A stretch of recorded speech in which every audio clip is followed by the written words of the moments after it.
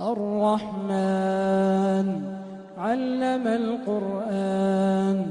خلق الإنسان علمه البيان الشمس والقمر بحسبان والنجم والشجر يسجدان والسماء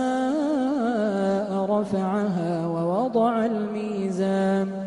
ألا تطغوا في الميزان وأقيموا الوزن بالقسط ولا تخسروا الميزان والأرض وضعها للأنام فيها فاكهة والنخل ذات الأكمام والحب ذو العصف والريحان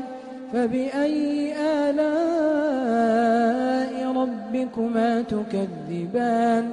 خلق الإنسان من صلصال كالفخار وخلق الجان من مارج من نار فبأي آلاء ربكما تكذبان رب المشرقين ورب المغربين فبأي آلاء ربكما تكذبان مرج البحرين يلتقيان بينهما برزخ لا يبغيان فبأي آلاء ربكما تكذبان يخرج منهما اللؤلؤ والمرجان فبأي آلاء ربكما تكذبان وله الجوار المنشآت في البحر كالأعلام فبأي آلاء ربكما تكذبان كل من عليها فان ويبقى وجه ربك ذو الجلال والإكرام فبأي آلاء ربكما تكذبان يسأله من في السماوات والأرض كل يوم هو في شأن فبأي آلاء ربكما تكذبان سنفرغ لكم أيها الثقلان فبأي آلاء ربكما تكذبان يا معشر الجن والإنس إن استطعتم أن تنفذوا من أقطار السماوات والأرض فانفذوا لا تنفذون إلا بسلطان فبأي آلاء ربكما تكذبان يرسل عليكما شواظ من نار ونحاس فلا تنتصران فبأي آلاء ربكما تكذبان فإذا انشقت السماء فكانت وردة كالدهان فبأي آلاء ربكما تكذبان فيومئذ لا يسأل عن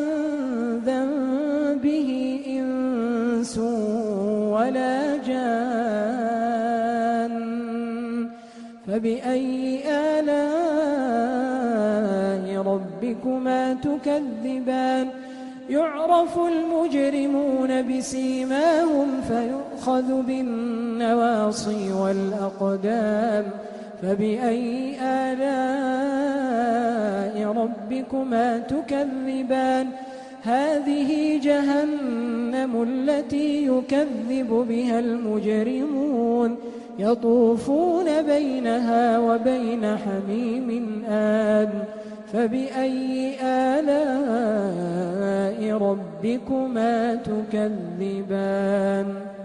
ولمن خاف مقام ربه جنتان فبأي آلاء ربكما تكذبان ذواتا أفنان فبأي آلاء ربكما تكذبان فيهما عينان تجريان فبأي آلاء ربكما تكذبان فيهما من كل فاكهة زوجان فبأي آلاء ربكما تكذبان متكئين على فرش بطائنها من استبرق وجنى الجنتين دان فبأي آلاء ربكما تكذبان فيهن قاصرات الطرف لم يطمثهن إنس قبلهم ولا جان فبأي آلاء ربكما تكذبان كأنهن الياقوت والمرجان فبأي آلاء ربكما تكذبان هل جزاء الإحسان إلا الإحسان فبأي آلاء ربكما تكذبان ومن دونهما جنتان فبأي آلاء ربكما تكذبان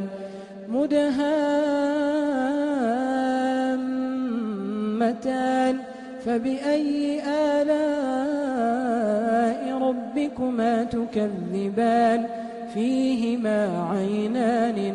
نضاختان فبأي آلاء ربكما تكذبان